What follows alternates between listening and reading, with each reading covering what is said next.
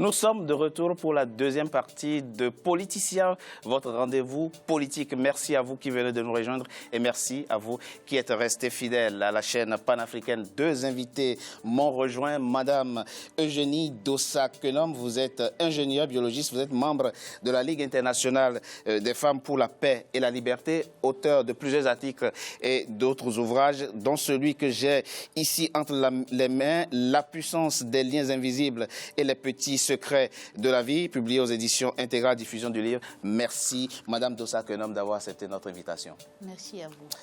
Youssef Boussouma, vous êtes, vous, membre du Parti des indigènes de la République. Vous êtes par ailleurs historien. Merci, Monsieur Boussouma, d'avoir accepté notre invitation. Merci à vous. Et Louis-Georges Jetin est resté avec moi. Merci à vous trois. Ils ne veulent pas reconnaître que des crimes graves ont pu être commis pendant la colonisation. Bien au contraire, le Parlement français a même voté en février 2005 une loi reconnaissant en son article 4 le rôle positif de la colonisation. C'est un sujet de décryptage des déclarations de quelques responsables politiques français au sujet de la colonisation. Il est signé Aminata Diak. La colonisation fait partie de l'histoire française. C'est un crime contre l'humanité, c'est une vraie barbarie. Et ça fait partie de ce passé que nous devons regarder en face, en présentant nos excuses à l'égard de ceux envers lesquels nous avons commis ces gestes. Ces propos d'Emmanuel Macron, candidat à la présidentielle française d'avril 2017, prononcés le 15 février à Alger, la capitale algérienne, ont provoqué un tollé dans la classe politique. Sa déclaration a suscité de vives réactions, notamment la droite qui a toujours refusé de formuler des excuses sur la grande faute que fut la colonisation. Le colonisateur a pris, mais il a aussi donné. Il a construit des ponts, des routes, des hôpitaux, des écoles. La colonisation n'est pas responsable des guerres sanglantes que se font les Africains entre eux, des génocides, des dictateurs, du fanatisme, de la corruption. Non, la France n'est pas coupable d'avoir voulu faire partager sa culture aux peuples d'Afrique, d'Asie et d'Amérique du Nord. Pas d'excuses non plus pour le président français François Hollande qui témoigne et reconnaît néanmoins les crimes et les répressions commis sur le sol africain. Un témoignage que le chef de l'État a réitéré devant le Parlement algérien lors d'une visite d'État le 20 décembre 2012, reconnaissant la vérité sur la violence, les injustices et les massacres subis par les Algériens durant la colonisation. Pendant 132 ans, l'Algérie a été soumise à un système profondément injuste et brutal.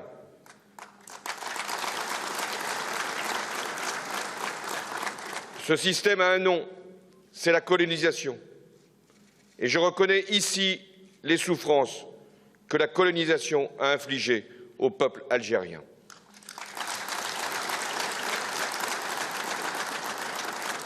Parmi ces souffrances, il y a eu les massacres de Sétif, de Guelma, de Kerata, qui, je sais, demeurent ancrés dans la conscience des Algériens, mais aussi des Français. Ces divergences soulignent le malaise profond que traverse la classe politique française face à l'héritage colonial.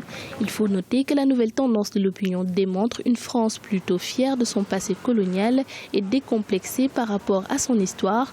Qu'en est-il concrètement du point de vue des Africains? Ces derniers pensent plutôt qu'il est temps que la France reconnaisse ses fautes. Il faudrait que les Français quand même reconnaissent une chose, d'abord que la colonisation, quoi qu'on dise, nous n'avons jamais demandé à ce que les gens viennent nous aider puisqu'ils nous disent qu'ils nous ont apporté la civilisation, ils sont venus construire les routes, des hôpitaux et tout. Nous n'avons jamais demandé à ces gens-là de venir le faire chez nous. Donc ils sont venus parce qu'ils y avaient leur intérêt. Bon, et après ça s'est passé comme ça s'est passé et avec beaucoup de mauvais points. Maintenant, il faudrait quand même ne pas faire croire que bon, voilà, tout a été rose et que c'était par charité chrétienne qu'il venait le faire chez nous. Macron dit la vérité. Il y a eu des massacres, il y a eu des crimes contre l'humanité. On ne peut pas le nier. Ceux qui le nient, c'est vraiment de la mauvaise foi. Lorsque Chirac a été le premier homme politique français à parler de guerre d'Algérie et non pas d'événements d'Algérie, la République ne s'est pas effondrée. Donc je ne vois pas pourquoi les Français chaque fois pensent que le fait de reconnaître qu'on a fait une erreur,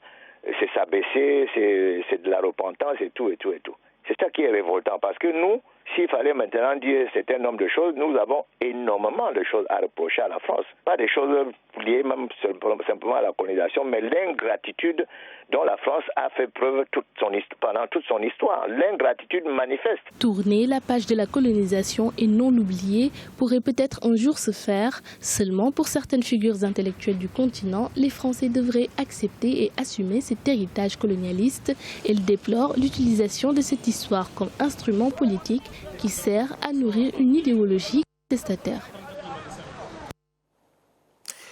Monsieur Boussouma, vous êtes algérien. Excusez-moi la radicalité de ma question. En 2005, février précisément, le 23 février précisément, le Parlement français vote une loi et reconnaît le rôle positif de la colonisation.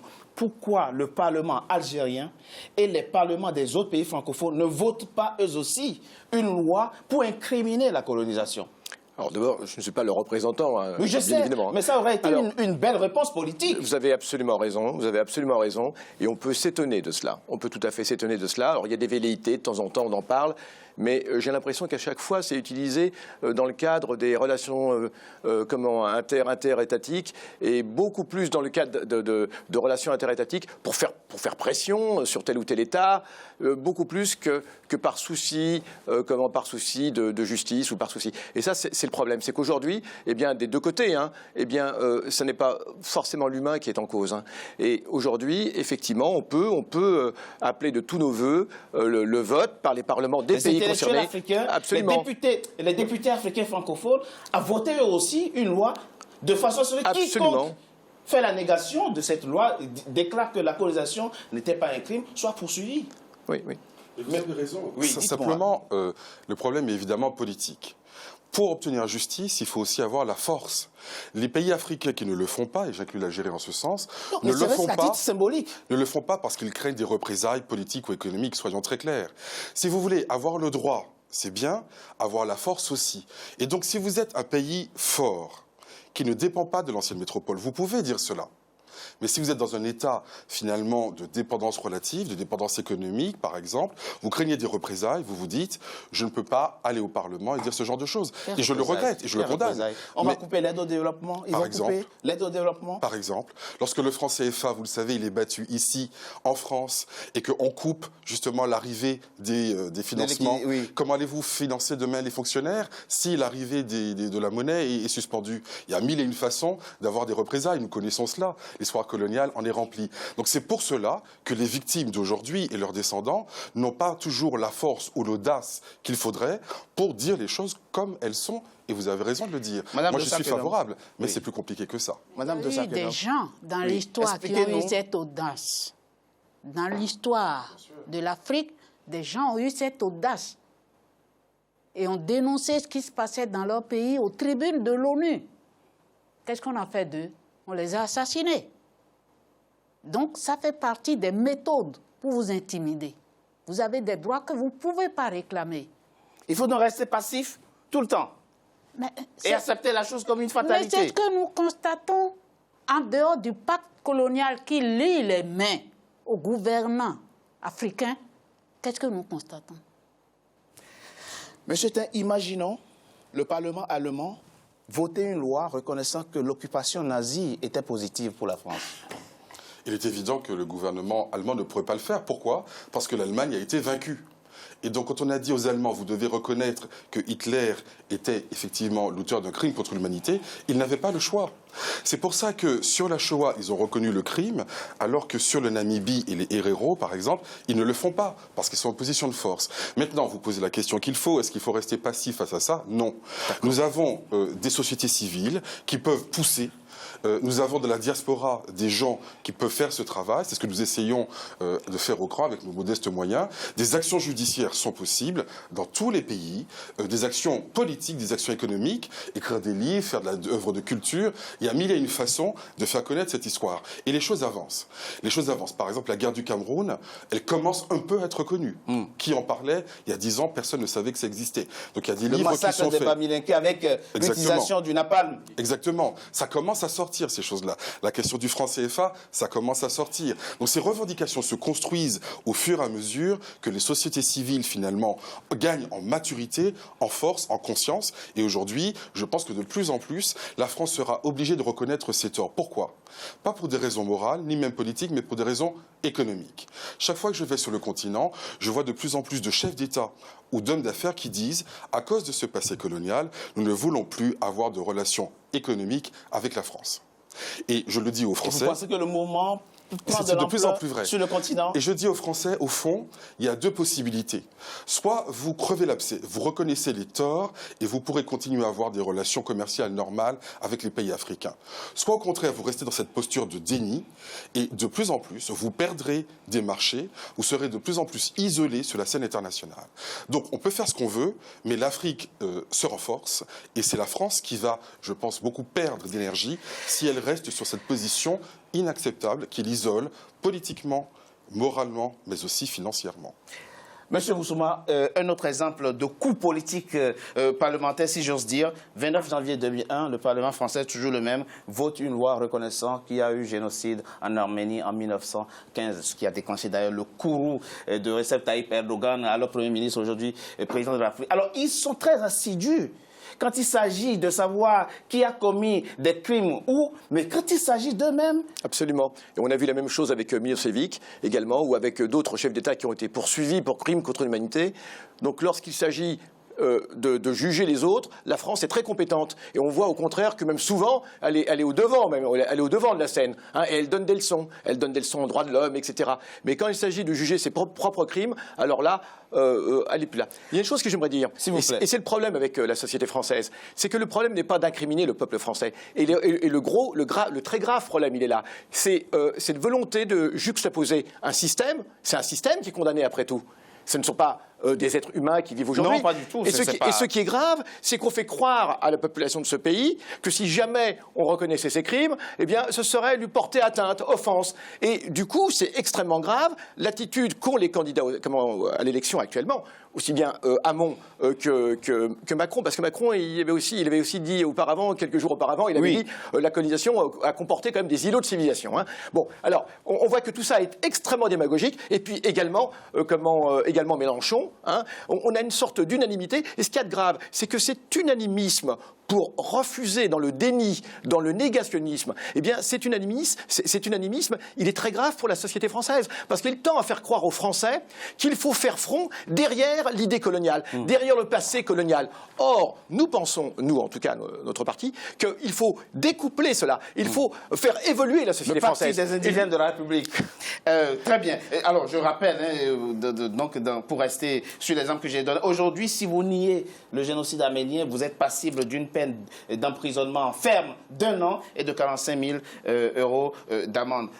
Madame Dossa Kenom, je cite Sylvie Ténor, qui n'est pas africaine, c'est une historienne française qui dit « Il est indécent, je la cite, il est indécent de mettre sur une même balance d'un côté les massacres, exécutions sommaires et tortures et de l'autre des routes jugées comme un bilan positif d'un asservissement abominable des peuples. » Absolument.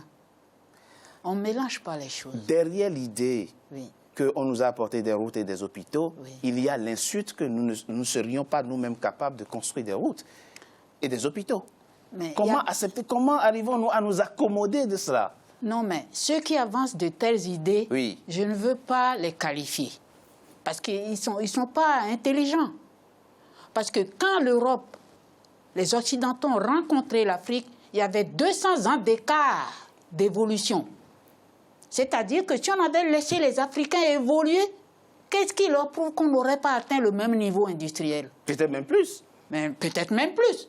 Et pourquoi est-ce qu'ils peuvent conclure que ceux qu'ils ont rencontrés sont inférieurs et n'évolueraient jamais? Par conséquent, on leur a apporté quelque chose de positif. Ce que je vais dire, c'est que la colonisation est un arbre dont les racines s'appellent l'esclavage et la traite négrière.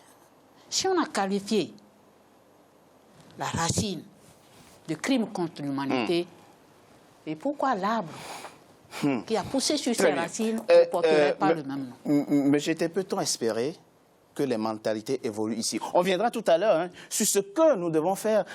On va examiner ensemble tout à l'heure les rapports que nous avons avec notre propre passé colonial. Mais peut-on espérer en France que les mentalités, que les lignes bougent à un moment donné? Oui, je crois que c'est déjà le cas. Je rappelais ces quelques mobilisations qui existent dans la société civile. Oui, mais qui sont encore marginales. Oh, pas tant que Plus ça. ou moins. Pas tant que ça. Monsieur Hollande, par exemple, parle de réparation aujourd'hui et il a annoncé qu'il mettra en place, je l'ai dit, ce musée de l'esclavage et cette fondation. Je pense qu'il y a, c'est pas un hasard, si c'est Monsieur Macron qui parle de crimes contre l'humanité en Algérie, c'est le plus jeune de tous les candidats. Il n'est pas encore assez moulé dans le système? En tout cas, c'est une question de génération. Parce que tous ceux qui ont plus de 50 ans ont finalement vécu dans le cadre colonial ou en tout cas dans cette légende et ils sont restés dans les affabulations d'antan. Les plus jeunes sont un peu sortis de tout ça et c'est pour cela qu'on peut espérer que la jeune génération ne soit pas tout à fait de ces idées complètement dépassées. Et puis surtout, on est dans la mondialisation. Vous ne pouvez pas aujourd'hui être au niveau international et dire ce genre de choses impunément. Alors, on peut discuter entre Français comme ça dans un cadre un peu provincial, on dit ce qu'on veut. Mais quand vous allez à la tribune des Nations Unies, si vous êtes une entreprise qui s'installe à l'étranger et que vous dites ce genre de choses-là, la sanction est immédiate. Donc c'est ce qu'aujourd'hui les gens comprennent. Donc je crois qu'on est obligé, sous la pression internationale et avec l'évolution des choses, de changer parce que la sanction, elle est là. Donc les choses évoluent et elles doivent évoluer et les Français en seront les premières victimes s'ils ne le font pas. Monsieur Boussouma, si les politiques africains se résignent en raison, par crainte des représailles économiques, mais on n'entend pas non plus les intellectuels africains se saisir de cette question. Comment l'expliquer? Il y en a quand même qui le font. Oui. Il y en a quand même qui le font. Quelques rares. Mais pas assez, sans doute. Mais il y en a quand même qui le font. Et le problème, c'est qu'on ne va pas faire écho à ces intellectuels, ici. On a tout intérêt à taire, au contraire, à taire leurs travaux, à taire leurs réactions. Et je crois qu'il y a ça aussi. C'est qu'au niveau de l'information, il y a un vrai problème d'information. C'est que même en France, un certain nombre d'intellectuels, même de ce pays, dénoncent cette situation et s'offusquent de tous ces propos. Mais on ne va jamais leur donner la parole, évidemment. Je pourrais citer quelques noms qui sont connus et qui ont fait des travaux tout à fait remarquables sur la question. Je pense à Olivier Lecourt-Grandmaison, par exemple, ou d'autres sur l'Algérie, ou d'autres également. Mais ce que je veux dire, c'est que le problème, il y a une sorte de mur hermétique qu'on essaye de tendre par rapport à la vérité historique. Et je crois qu'on a affaire à une véritable censure politique. Je pense que le peuple français a besoin de connaître la vérité sur cette histoire et il faut cesser cette espèce de propagande coloniale, parce que cette propagande coloniale, elle est aussi liée à une situation économique actuelle, celle de la France-Afrique. Et c'est aussi un des motifs, c'est tout le réseau de relations que la France continue d'entretenir, de réseau de domination que la France continue d'entretenir avec l'Afrique, et c'est aussi, pour répondre à votre première question, c'est aussi un moyen de pression formidable, et ces intellectuels africains également. Un intellectuel africain, par exemple, c'est ce qui a été dit tout à l'heure fort justement par Louis-Georges Jotin, c'est qu'un intellectuel africain qui aujourd'hui s'insurgerait contre cette situation, écrirait, aurait des propos un peu durs par rapport, se verrait couper, et puis se verrait couper un certain nombre de liens avec la France nécessaires, vous savez, les relations interuniversitaires, etc. Il ne serait plus dans la coterie. Voilà, le problème c'est qu'il y a tout un système de représailles possible également par rapport à ces intellectuels. Merci à vous. Oui, très rapidement, madame. Pour dire que la France s'accroche à ses anciennes colonies, parce que si demain le franc CFA tombe, la France perd plusieurs rangs de puissance. Et à l'ONU non plus le poids politique. Mais vous avez parfaitement raison, c'est ce qui a permis à la France en 1945 d'avoir un strapontin au Conseil de sécurité. C'était le poids de son empire colonial. C'est ce qui explique la terrible répression coloniale. C'est que sans ces colonies... Oui, mais quand vous voulez les avoir derrière vous, il faut les ménager. Exactement. Plus ou moins, c'est plus intelligent de les ménager. C'est la schizophrénie française. Merci à vous trois d'avoir accepté donc de participer à cette deuxième partie de Politicien. Donc notre rendez-vous politique, je propose qu'on marque une courte pause. On se retrouve dans quelques instants pour la troisième et dernière partie de notre émission. À tout de suite.